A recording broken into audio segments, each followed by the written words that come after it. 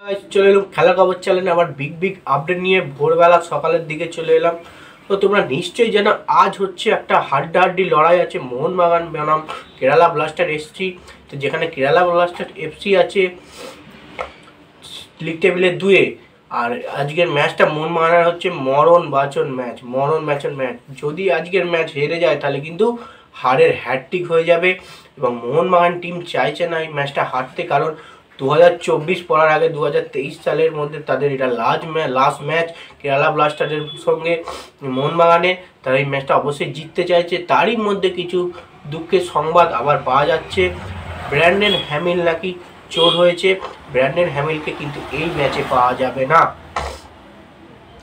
সেক্ষেত্রে মোহনবাগান রক্ষণ কিন্তু সামলাতে হবে। হেক্টর ইউজতে ফিরছে, হেক্টর ইউজ থেকে কিন্তু দুটো বিদেশিকে সঙ্গে নিয়ে কিন্তু এখনও মোহনবাগান এই ম্যাচটা কিন্তু পাচ্ছে না, কারণ হেক্টর ইউএসের সঙ্গে সুভাশিস বোস থাকতে পারে এবং আশিস রায় ফিরছে, তাকেও নিচে থেকে ল্যান্ড আপ করতে পারে। তার সঙ্গে সুমিত রাঠিকে খেলাবে কিনা তা জানি না, কিন্তু আজকের ম্যাচে কিন্তু ফিরছে আশিস রায়, হেক্টর ইউএসতে এবং সাল আব্দুল সামাদ অবশ্য ফিরতে পারে, কিন্তু আবার নাও পারে।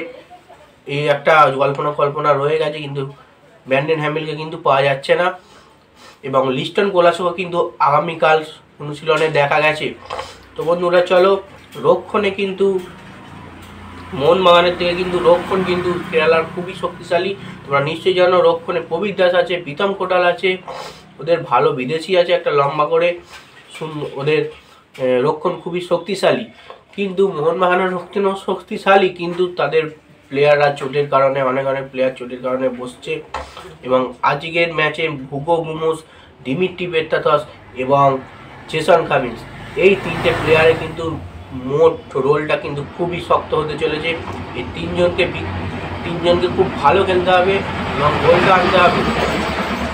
গোলটা হচ্ছে আসল মূল বিষয়। গোলটা যদি পায় এই তিনজন এবং বুমোস যদি ভালো খেলে কিন্তু মোহনবাগান টিমের জন্য খুবই ভালো। এবং তার সঙ্গে মনপ্রীত সিং আছে, মনপ্রীত সিংকে ভালো খেলতে হবে। মিডফিল্ডে অনিরুদ্ধ থাপা আছে, তো এইসব প্লেয়ারকে ভালো খেলতে হবে। আর তোমরা নিশ্চয়ই জানো কেরালার স্ট্রাইকারে ডিয়ামান টাকাস দুর্দান্ত প্লেয়ার এবং পেট্টা, এটা দুজন দারুণ স্ট্রাইকার, গোল করতে সিদ্ধহস্ত, সুযোগ পেলেই কিন্তু গোল করবে। তার জন্য মোহনবাগান রক্ষণকে কিন্তু খুবই শক্তিশালী হতে হবে এবং গোলকিপার তো ভালোই বরাবরই মোহনবাগানের বিশাল ক্যাচ, তাকে নিয়ে কোনো প্রশ্ন নেই, কিন্তু রক্ষণকে সবসময় ঠিক থাকতে হবে আজকের ম্যাচে।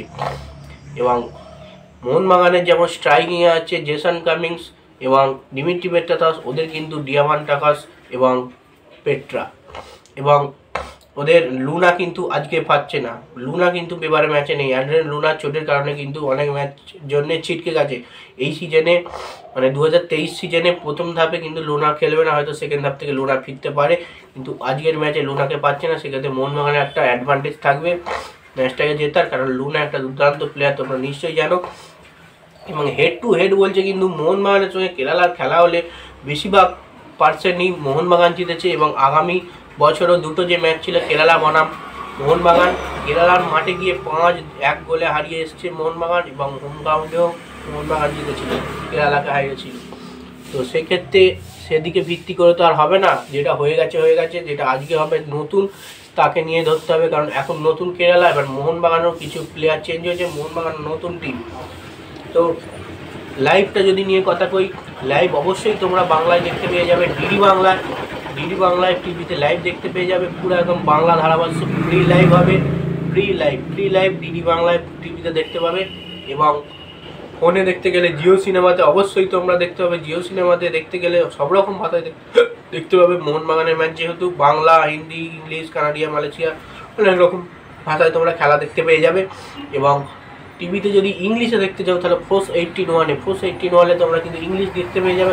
ফোর্স 18 চ্যানেলটা কিন্তু নিয়ে নিতে হবে তোমাদের। আর অ্যাপে দেখতে গেলে ফোনে জিও সিনেমায় দেখতে হবে।